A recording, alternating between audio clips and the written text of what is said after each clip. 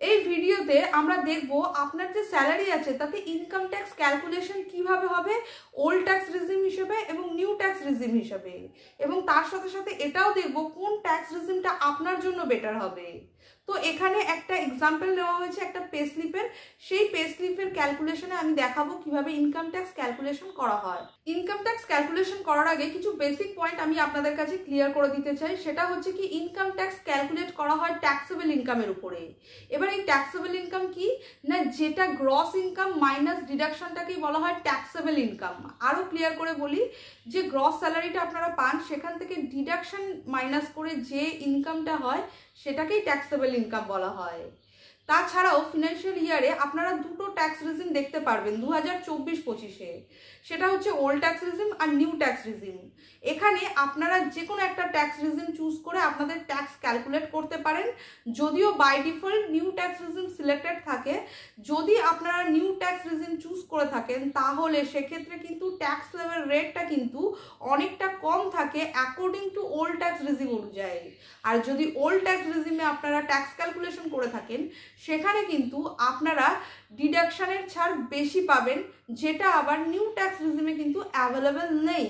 মানে new tax রেজিমে আপনারা কোনো রকম ডিডাকশন ক্লেম করতে পারবেন না, কিন্তু ওল্ড ট্যাক্স রেজিমে পারবেন। মানে স্ট্যান্ডার্ড ডিডাকশন অ্যাভেলেবেল দুটো ট্যাক্স রেজিমেই রয়েছে। যদি ওল্ড ট্যাক্স রেজিম হয়ে থাকে তাহলে 50,000 টাকা, যদি নিউ ট্যাক্স রেজিম হয়ে থাকে তাহলে 75,000 টাকা স্ট্যান্ডার্ড ডিডাকশন আপনারা পেয়ে যাবেন। তো চলুন এবার আমরা চলে যাই ইনকাম ট্যাক্স ক্যালকুলেশনের উপরে। সবার প্রথমে আমরা গ্রস ইনকামকে ক্যালকুলেট করে নেব। এখানে আপনার যে টোটাল আর্নিংস আছে এটাই হলো গ্রস ইনকাম। এটাকে পুরো 12 মাসের জন্য ক্যালকুলেট করতে হবে। অর্থাৎ এখানে টোটাল আর্নিংস রয়েছে 51,080 টাকা ইন্টু 12, মানে 12 মাস দিয়ে একে গুণ করতে হবে। টোটাল হবে 6,12,960। সেম এইভাবে নিউ ট্যাক্স রেজিমেও এটাকে ক্যালকুলেট করে নেব। তবে এখানে একটা কথা বলে রাখি, এটা একটা প্রজেক্টেড নাম্বার, কারণ এমনও হতে পারে পরে গিয়ে আপনার ইনক্রিমেন্ট হলো কিংবা আপনি বোনাস পেলেন, তো তখন ওই সময় আপনার গ্রস ইনকাম ইনক্রিজ হয়ে যাবে, তখন সেই আপডেটেড ফিগারটা নিয়েই স্যালারি ক্যালকুলেশন করতে হবে। এছাড়াও স্ট্যান্ডার্ড ডিডাকশন পাবেন ওল্ড ট্যাক্স রেজিমে পাবেন 50,000 টাকা, নিউ ট্যাক্স রেজিমে পাবেন 75,000 টাকা। তবে মনে রাখবেন এই স্ট্যান্ডার্ড ডিডাকশনটা শুধুমাত্র স্যালারিড পারসন এবং পেনশনাররাই পাবেন। যদি বিজনেসম্যান হন তাহলে কিন্তু এই স্ট্যান্ডার্ড ডিডাকশন আপনারা পাবেন না। তাছাড়াও এখানে আন্ডার সেকশন 80C এর অ্যামাউন্ট নেব। যেমন এখানে প্রভিডেন্ট ফান্ড রয়েছে ডিডাকশনের আন্ডারে, তো এই প্রভিডেন্ট ফান্ড প্রতি মাসে ডিডাক্ট হয় আপনার স্যালারি থেকে, সেই জন্য এই ডিডাকশনটা আমরা ক্লেম করতে পারবো। তাহলে 1,828 টাকা ইন্টু 12 করলে হচ্ছে 21,936 টাকা, যেটা আমরা আন্ডার সেকশন 80C-তে ক্লেম করব।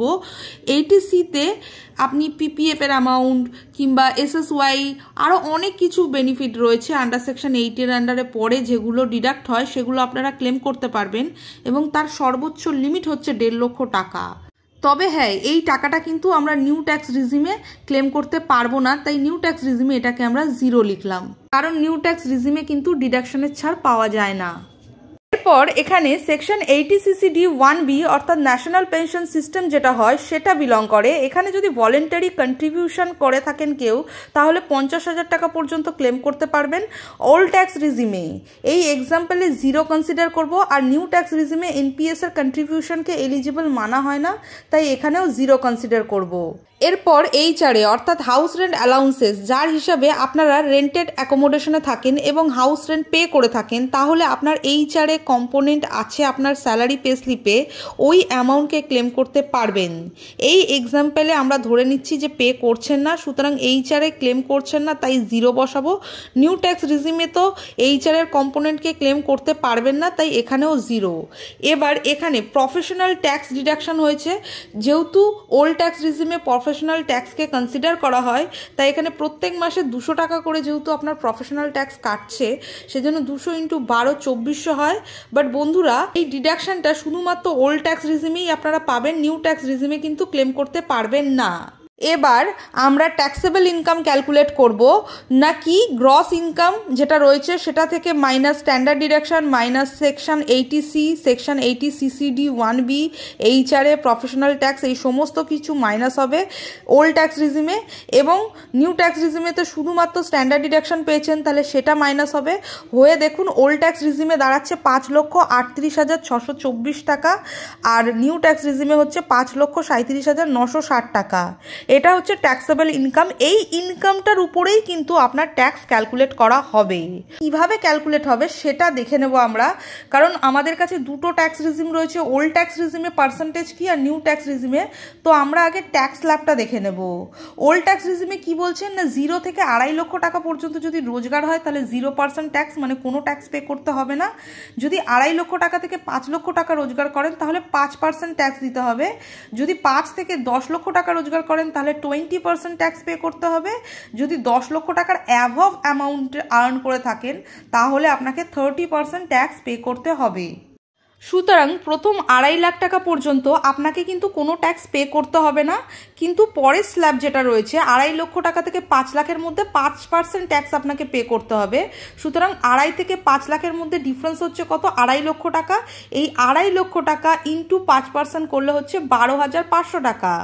তার মানে 5% স্ল্যাবের আন্ডারে আপনাকে মোট ট্যাক্স দিতে হচ্ছে 12,500 টাকা। এরপরে 10% আর 15%-এর স্ল্যাবের রেট এই ওল্ড ট্যাক্স রিজিমে অ্যাপ্লিকেবল নয়। এরপর আপনি ডাইরেক্ট চলে যাচ্ছেন কত, 20% ট্যাক্স স্ল্যাবের আন্ডারে, অর্থাৎ 5 লাখ টু 10 লাখের মধ্যে যদি আপনার ইনকাম হয় 20% ট্যাক্স পে করতে হবে। তো এখানে যেহেতু আপনার ইনকাম 5,38,624 টাকা, এবার এখান থেকে 5 লাখ মাইনাস করতে হবে। তার কারণ হচ্ছে 5 লাখ টাকা পর্যন্ত অলরেডি আপনি ট্যাক্স ক্যালকুলেট করে ফেলেছেন এবং বাকিটা পড়ে রয়েছে কত, 38,624 টাকা। তার উপরে 20% করলে 7,724 টাকা 80 পয়সা হচ্ছে। তো আমরা এখানে 7,725 টাকাই নেব। এরপর 30%-এর যে ট্যাক্স স্ল্যাবটা রয়েছে সেটা অ্যাপ্লিকেবল হবে না, তাই এখানে 0 বসাবো। সুতরাং এখানে টোটাল করে নেবো যে টোটাল স্ল্যাব অনুযায়ী আপনি কত ট্যাক্স পে করবেন। তো এখানে মোট হচ্ছে 20,225 টাকা ট্যাক্স দাঁড়াচ্ছে। এবার অনেক ইম্পর্টেন্ট একটা কথা, সেটা হচ্ছে ট্যাক্স রিবেট 80C এর এই ছাড়টা আপনারা পাবেন মোট 12,500 টাকা। তবে তখনই পাবেন যখন আপনার ম্যাক্সিমাম ইনকাম 5 লক্ষ টাকা কিংবা 5 লক্ষ টাকার কম, তার আগে কিন্তু নয়। কিন্তু যেহেতু এখানে আপনার ইনকাম 5 লক্ষ টাকা ক্রস করে গেছে, তাই এই 12,500 টাকার ছাড় আপনারা পাবেন না। এখানে এই জন্য 0 বসালাম এবং আফটার রিবেট ট্যাক্স এখানে ক্যালকুলেট করলাম। এখানে টোটাল 20,225 টাকাই হবে। তার কারণ হচ্ছে যেহেতু আপনারা এখানে কোনো রিবেট পেলেন না। এরপর সেস ক্যালকুলেট করা হবে 4%, যেটা এই যে ট্যাক্সটা রয়েছে 20,225 টাকা তার উপরে ক্যালকুলেট করা হবে, করলে হচ্ছে 809 টাকা। এবার এই 20,225 টাকা আর এই 809 টাকা যোগ করলে মোট হচ্ছে 21,034 টাকা। সুতরাং ওল্ড ট্যাক্স রিজিম অনুযায়ী আপনার মোট ট্যাক্স দাঁড়িয়েছে 21,034 টাকা। এরপর নিউ ট্যাক্স রিজিম অনুযায়ী কতটা ট্যাক্স দাঁড়াচ্ছে সেটাও আমরা ক্যালকুলেট করে নেব। তবে তার আগে ইনকাম ট্যাক্স স্ল্যাবের রেট কি রয়েছে সেটা দেখে নেব। তো এখানে বলছে 0 থেকে 3 লাখ টাকা পর্যন্ত ইনকাম হলে আপনাকে 0% ট্যাক্স পে করতে হবে। 3 থেকে 7 লাখ হলে 5%, 7 থেকে 10 হলে 10%, 10 থেকে 12 হলে 15%, 12 থেকে 15 হলে 20%, আর 15 লাখ টাকার অ্যাভাব হলে 30% ট্যাক্স আপনাকে পে করতে হবে। সুতরাং নিউ ট্যাক্স রিজিম অনুযায়ী প্রথম 3 লাখ টাকা পর্যন্ত কোনো ট্যাক্স পে করতে হবে না, 0%, এবং 3 থেকে 7 লাখের মধ্যে 5% ট্যাক্স পে করতে হবে।